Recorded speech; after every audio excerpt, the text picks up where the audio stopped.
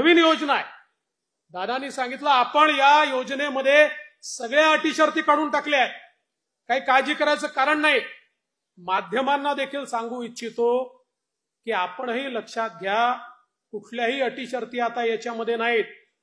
कारण आमच्या समोर प्रश्न आले, ते जेन्युइन प्रश्न होते की या ठिकाणी समजा रहिवासी दाखला तर बाबा मध्य प्रदेशातनं किंवा दुसऱ्या भागातनं कर्नाटकातनं त्या ठिकाणी 15 वर्षापूर्वी लग्न होऊन एक भगिनी इकडे आली आहे, पण आता तिचा रहिवासी दाखलाच नाहीये, तर काय करायचं?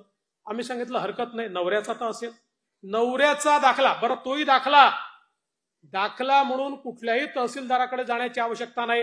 15 वर्षापूर्वीचं मतदार यादीतलं नाव चालेल, 15 वर्षापूर्वीचं रेशन कार्ड चालेल, 15 वर्षापूर्वीचं घराचं डॉक्युमेंट असेल ते चालेल.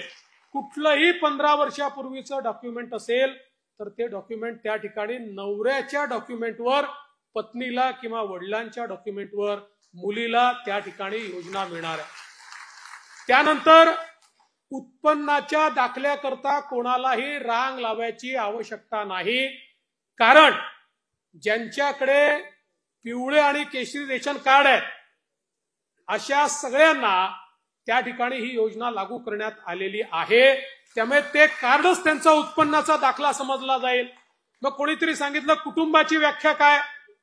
रेशन कार्ड ही कुटुंबाची व्याख्या आहे. त्यामुळे नव्याने आता हे कुटुंब काय आहे त्याचा दाखला घ्यायचा आहे का? असा कुठलाही दाखला घेण्याची आवश्यकता नाहीये. आणि याच्या व्यतिरिक्त ज्यांच्याकडे रेशन कार्डही नाही आहे त्यांनी सेल्फ सर्टिफिकेशन करायचं. स्वतः केवळ सेल्फ सर्टिफिकेशन केलं तरी देखील त्यांना ही योजना मिळणार आहे. ही योजना आमच्या बहिणींना बाहेर ठेवण्याकरता नाही आहे, ही आमच्या बहिणींना आत घेण्याकरता योजना तयार करण्यात आलेली आहे. त्यामुळे आपल्यालाही कुठेही काही अडचण योजनेच्या संदर्भात वाटली, आपण आता ऑफलाईन फॉर्मही घेतोय, ऍपवरही फॉर्म घेतोय.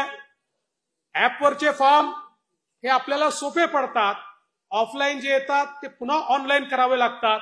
पण जी पद्धत असेल त्या पद्धतीने आपण घेतोय. एवढीच आपल्याला विनंती आहे की फॉर्म भरताना अकाउंट नंबर वगैरे जर नीट लिहिला नाही तर ते पैसे अकाउंटला जाऊ शकणार नाही. त्यामुळे आपणही थोडी मदत केली पाहिजे आणि अकाउंट नंबर वगैरे योग्य प्रकारे लिहिले गेले पाहिजे.